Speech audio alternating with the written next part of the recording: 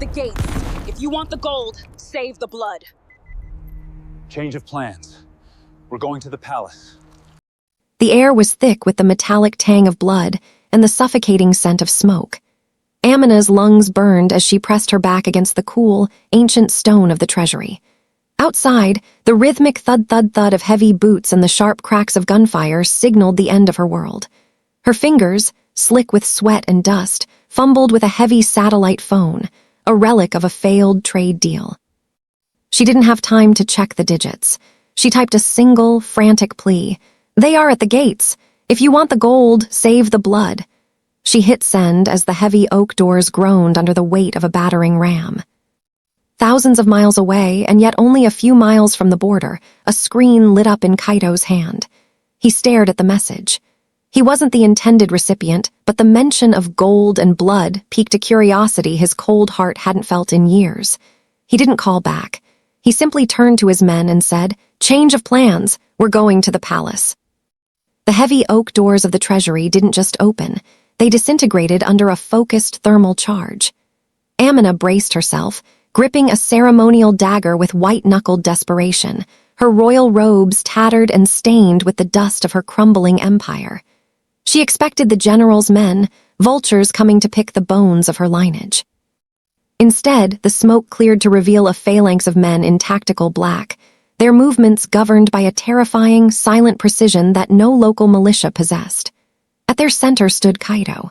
He looked entirely out of place amidst the ancient stone and gold dust, dressed in a charcoal suit that cost more than a village, his eyes as cold and sharp as polished obsidian. The soldiers of the coup, who had been moments away from dragging Amina into the light, froze. Kaito didn't look at them. He didn't look at the stacks of gold bars piled behind her. His gaze was fixed entirely on the woman standing in the center of the ruin. Even with a streak of soot across her cheek and the barrel of a rebel's rifle pressed against her temple, Amina didn't flinch. She held Kaito's stare with a fierce, aristocratic disdain that made the air in the room feel heavy. "You," the rebel soldier stammered, his hand shaking against the trigger. "This is a sovereign matter. Leave now." Kaito finally shifted his attention, though only slightly. He didn't reach for a weapon. He didn't have to. One of his men moved with a blur of speed, and the rebel was on the floor before he could scream. Kaito stepped over the body, his polished shoes clicking rhythmically on the marble floor, a heartbeat in the silence. He stopped 3 paces from her. Amina raised her chin, her dark eyes flashing with a fire that the siege hadn't been able to extinguish. "I sent a message to a merchant," she said, her voice steady despite the chaos outside. "I did not ask for another predator to enter my home." Kaito felt a strange, electric pull in his chest, a sensation he had buried under years of syndicate warfare. He had come for the gold, for the strategic leverage of the mines, but as he looked at the princess, standing tall amidst the wreckage of her world, refusing to beg for her life, the objective shifted. The gold was static. She was a storm. "The merchant is dead," Kaito replied, his voice a low, melodic rasp. "I am the one who answered, and I don't care about your home, princess. I care about what is mine." He reached out, his gloved fingers hovering just inches from her jaw. Amina didn't pull away, but the look she gave him promised a slow death if he touched her. Kaito let out a breath that was almost a laugh. He was hooked. He hadn't just found a treasure, he had found a challenge. "Take her," Kaito commanded, never breaking eye contact. "The palace is falling, but the princess belongs to the dragon now." The transition from the smoke-choked treasury to the sterile, silent luxury of the estate was a violent displacement of the senses. Amina woke not to the sound of gunfire, but to the rhythmic, hauntingly calm chime of a grandfather clock. Her eyes snapped open, and she immediately tried to bolt upright, only for a sharp, white-hot flare of pain in her shoulder to pin her back against the pillows. The bed was too soft, a vast sea of high-thread-count silk that felt like a trap. As her vision cleared, she realized she was no longer in her tattered royal robes. She had been dressed in a pale linen gown, her wounds cleaned and bandaged with a precision that mirrored the men who had stormed her palace. Sunlight streamed through floor-to-ceiling windows, revealing a landscape that was not her golden savanna, but a lush, fortified garden nestled in the hidden valleys of the rift. "You are awake." The voice was low, slicing through the quiet like a blade. Amina turned her head to find Kaito sitting in a high-backed leather chair in the corner of the room. He was no longer in his tactical gear. He wore a crisp white shirt, sleeves rolled up to reveal a tattoo of a coiled dragon that seemed to pulse against his forearm. He was reading a digital tablet, looking more like a CEO than a butcher, but the aura of lethal intent remained. "Where am I?" Amina demanded, her voice rasping. She tried to find her ceremonial dagger, but her hands met only silk. "My private estate," Kaito said, finally looking up. His obsidian eyes scanned her, checking her vitals with a cold, analytical gaze. "General Zaid's men are currently scouring the ruins of your capital. They believe you died in the treasury explosion. You are safe here." "Safe?" Amina let out a hollow, bitter laugh. She forced herself to sit up, ignoring the protest of her muscles. She looked at the heavy iron gates visible through the window and the armed guards patrolling the perimeter with the same silent efficiency she had seen at the palace. "I have spent my life studying men like you, Kaito. You did not save me out of mercy. You saved me because a dead princess cannot sign over mining rights." Kaito stood, walking slowly toward the bed. The air in the room seemed to vanish as he leaned down, bracing his hands on either side of her, his shadow falling over her like an eclipse. "You are smarter than the merchant said," he murmured. Amina didn't flinch. She met his gaze with a defiance that burned brighter than her pain. "I have traded a local wolf for an international dragon. Tell me, Kaito, when you are finished protecting me from the general, who is going to protect me from you?" Kaito's lips quirked into a ghost of a smile, one that didn't reach his predatory eyes. "No one, Amina. That is the point of a monopoly." In that moment, the luxury of the room felt more claustrophobic than the treasury ever had. She wasn't a guest. She was a prized asset in a high-stakes game of blood and gold. The following morning, the estate felt less like a sanctuary and more like a gilded cage. Kaito had summoned Amina to a wide terrace that overlooked the valley, where a breakfast of fruit and local delicacies sat untouched between them. Behind Kaito, a wall of monitors flickered with live satellite feeds of her capital city, streets choked with General Zaid's tanks and the smoke of her burning heritage. Kaito didn't look at the screens. He watched Amina as she stood by the stone railing, her posture rigid, her fingers tracing the gold embroidery of the new robes he had provided. "Your general is inefficient," Kaito said, breaking the silence with the cold precision of a surgeon. "He is burning the very resources he intends to steal. By next week, the infrastructure of the mines will be unsalvageable." Amina turned, her eyes hard. "He is not my general. He is a traitor, and my people are dying while you calculate the depreciation of machinery." "Which is why I am offering you a solution," Kaito replied. He stood and walked to the table, sliding a slim, metallic folder toward her. "I have 3 battalions stationed in the subregion. I have the air superiority to wipe Zaid's forces off the map in 48 hours. I will provide the arms, the intelligence, and the funding to seat you back on your throne." Amina looked at the folder but didn't touch it. She knew the rhythm of this dance. "And the price?" "A 99-year lease on the Eastern Gold Vein," Kaito said evenly. "The syndicate takes over security and extraction. You get your kingdom back, I get the stability of the market. It is a clean exchange." Amina felt the weight of her ancestors' crown, the one currently being trampled in the dirt of the palace, pressing down on her spirit. To accept was to save her people from a butcher, only to hand them over to a ghost. Kaito was offering her a throne, but he was asking for the soul of her land in return. He expected her to be desperate. He expected the passive survival of a woman who had lost everything. She stepped away from the table, the wind from the valley whipping her hair across her face. She looked at the man who had pulled her from the rubble, seeing the monster behind the savior. "The gold of this land belongs to the children who haven't been born yet," Amina said, her voice echoing with a regal finality that surprised even Kaito. "If I return to my throne as your puppet, I am no better than the general. I will not trade one master for another." Kaito's eyes narrowed, the obsidian depths darkening. "Without me, you are a ghost in a silk dress, Amina. You have no army." "Then I will build one," she countered, stepping into his space until they were inches apart. The answer is no. Kaito felt that electric pull again, sharper than before. He had offered her the world, and she had thrown it back in his face. He wasn't angry, he was fascinated. The rejection hung in the air like a cold front, but Kaito did not retreat. Instead, the intensity of his focus shifted from the geopolitical to the personal. Over the following days, the heartbeat packing of their interaction slowed into a tense, observant quiet. Amina's recovery was a grueling process of physical therapy and restless nights, where the shadows of the estate seemed to morph into the soldiers who had raided her home. One evening, unable to sleep, Amina ventured into the sprawling library. She found Kaito there, not behind a desk, but standing before a window with his shirt discarded, applying a medicinal salve to a jagged, sprawling map of scar tissue that spanned his back.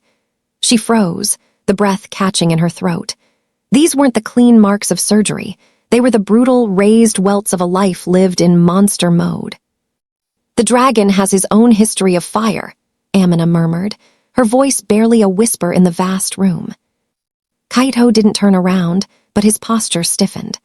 "Betrayal leaves a permanent record," he replied, his voice lacking its usual predatory edge. He finally turned, allowing her to see the circular mark over his ribs, the remnant of a high-caliber entry wound. "My own brother sold my coordinates to a rival syndicate for a seat at a table that didn't even exist. I had to crawl through 3 miles of sewage to survive the night he tried to bury me." Amina stepped closer, her own bandaged arm a pale reflection of his storied skin. For the first time, she didn't see a different kind of colonizer, but a man who had also been forced to make himself small before he could become great. "My general was the man who taught me how to ride a horse," she said softly. "He was the one who promised my father he would protect the crown with his life. I trusted the hand that eventually broke my world." In the dimly lit library, the gritty realism of their shared trauma bridged the gap between their warring cultures. Kaito reached out, his hand pausing before he gently traced the edge of the bandage on her shoulder. The touch wasn't a claim of ownership or a demand for gold. It was a rare, human moment of recognition between two survivors. "We are both ghosts, Amina," Kaito said, his eyes searching hers. "The only difference is that I have learned how to make the living fear me." Amina felt the shift in the atmosphere, a dark romanticism that was more dangerous than any contract. She didn't pull away. She realized that while she had said no to his deal, she was finding it increasingly difficult to say no to the man. The transition from the secluded estate to the bustling, neon-drenched chaos of the neighboring coastal city felt like a descent into a fever dream. To avoid the general's patrols, they traveled as the Dragon and his consort, a high-stakes masquerade that required Amina to shed her royal bandages for a gown of shimmering midnight silk. They moved through the crowded spice markets and narrow alleys with a calculated grace. Kaito's hand remained firmly on the small of Amina's back, a touch that was ostensibly for protection, but vibrated with a possessive heat that made the humid air feel even thicker. As they slipped into a dimly lit backroom of a jeweler's shop to meet with a dissident faction of the military, the heartbeat packing of the story quickened. The meeting was a minefield of unspoken threats. Amina watched as Kaito navigated the room, his presence commandingly lethal, yet he constantly deferred to her whenever the conversation turned to the future of her people. He was no longer just a monster, he was acting as her sword. Once the alliance was tentatively forged, they retreated to a safe house overlooking the harbor. The adrenaline of the mission began to fade, replaced by a suffocating, dark romanticism. Amina stood on the balcony, watching the lights of the city flicker like fallen stars. When Kaito stepped out behind her, he didn't maintain his usual professional distance. "You handled them well," he murmured, his breath ghosting against her ear. "They didn't see a refugee, they saw a queen." Amina turned, her chest heaving. The danger of the city was nothing compared to the danger of the man standing before her. The passive survival she had once relied on had been replaced by a hunger for agency, and for him. "I am only a queen if I have a kingdom to return to," she whispered. Kaito stepped closer, his obsidian eyes locking onto hers.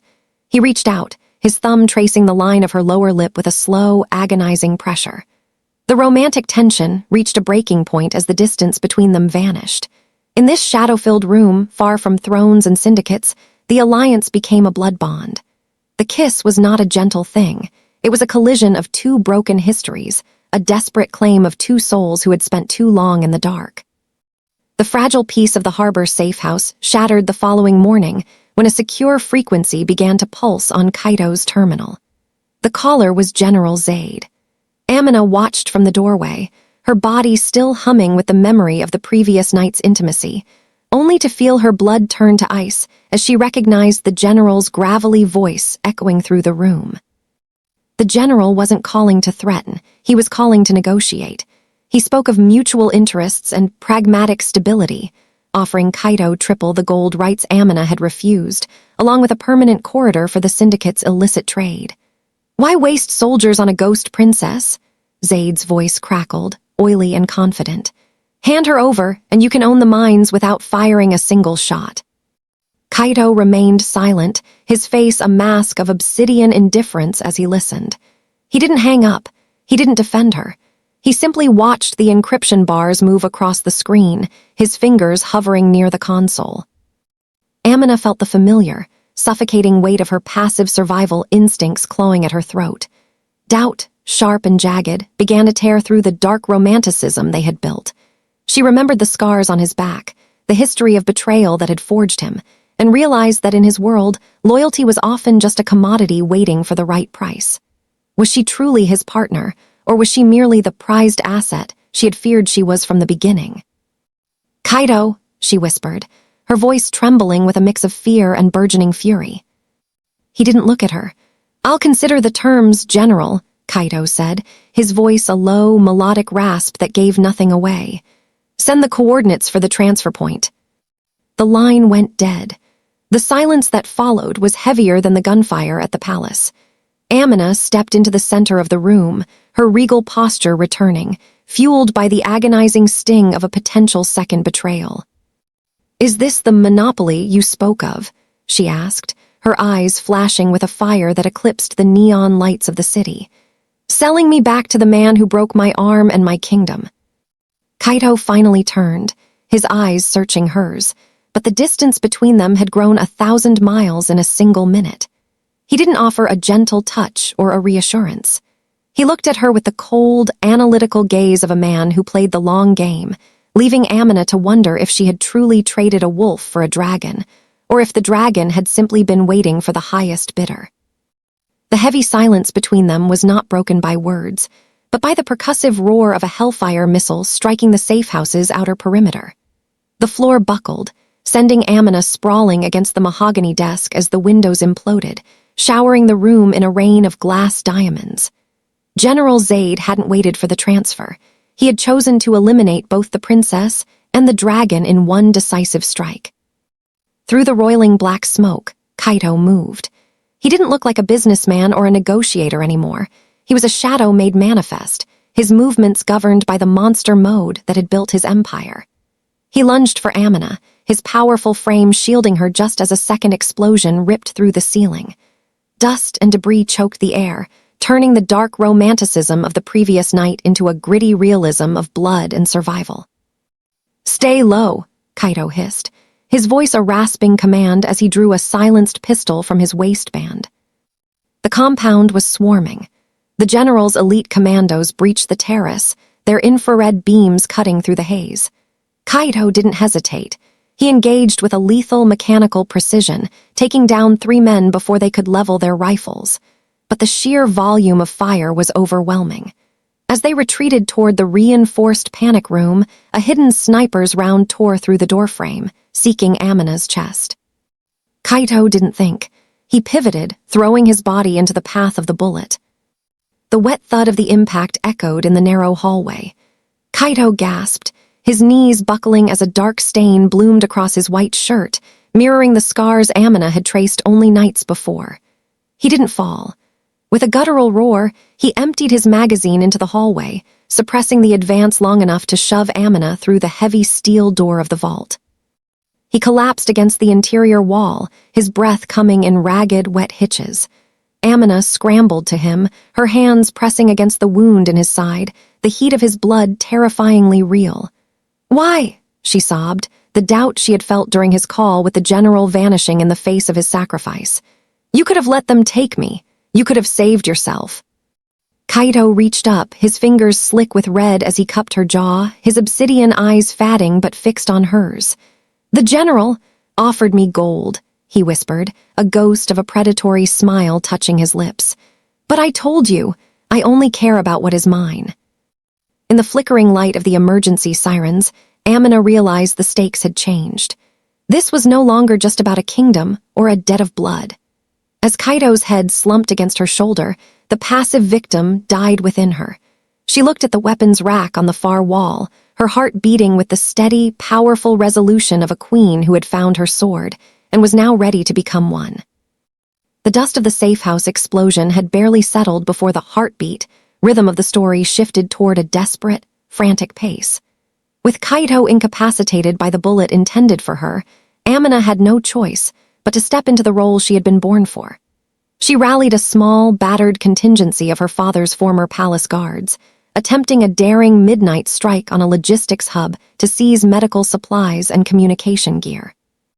But the Sahara trap was already set.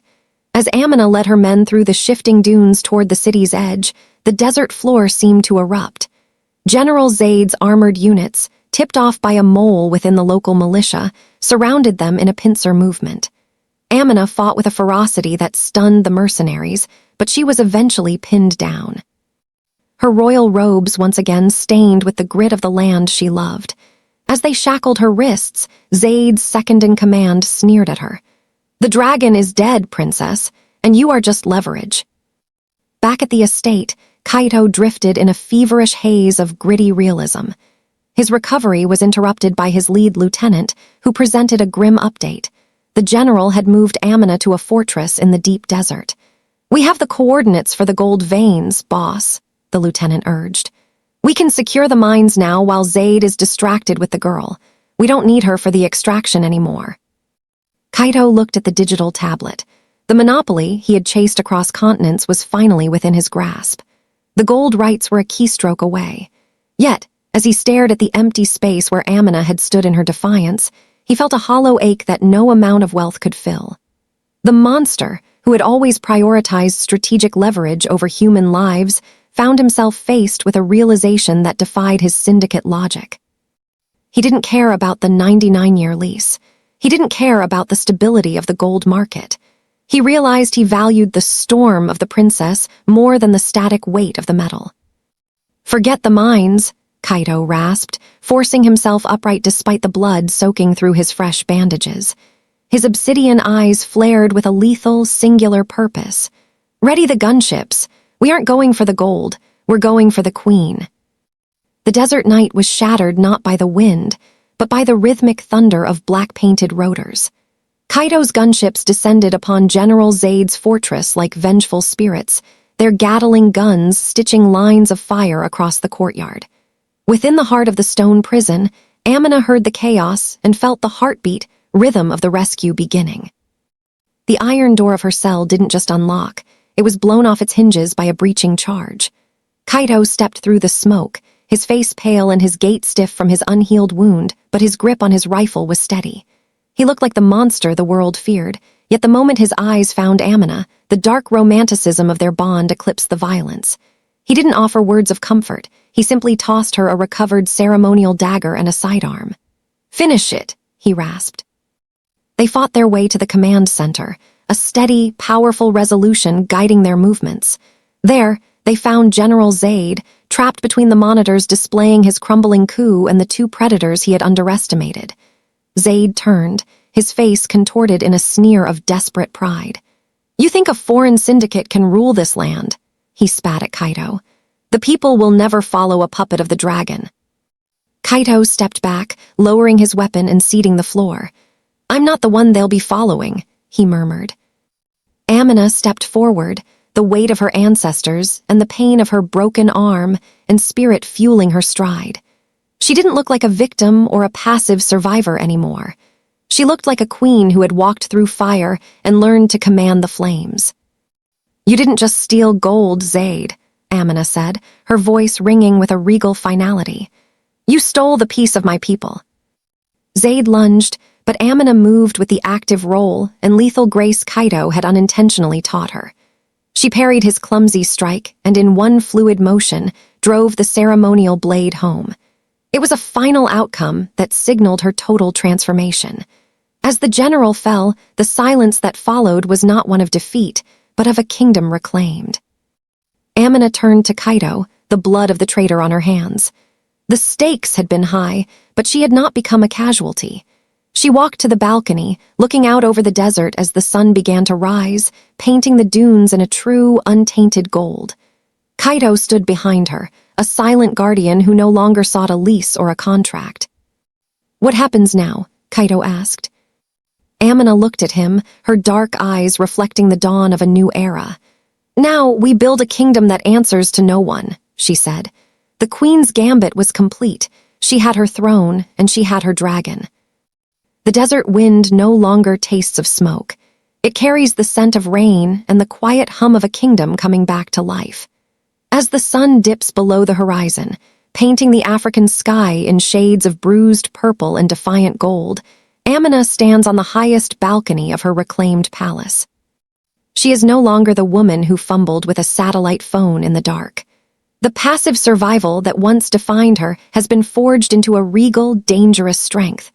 Beside her, Kaito leans against the stone, his silhouette a testament to the monster who bled to keep her crown from falling. He doesn't ask for a signature on a mining lease. He doesn't demand a return on his investment. In the world of the syndicate, every favor has a price. But as he looks at the woman who executed a general to save her soul, he realizes the debt of blood has already been paid in full. The world will come for this gold again, Kaito says, his voice a low rasp that blends with the evening shadows. The wolves don't stay away for long.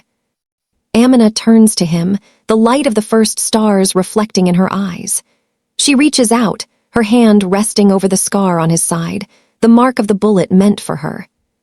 Let them come, she replies, her voice steady with a power that needs no throne to justify it.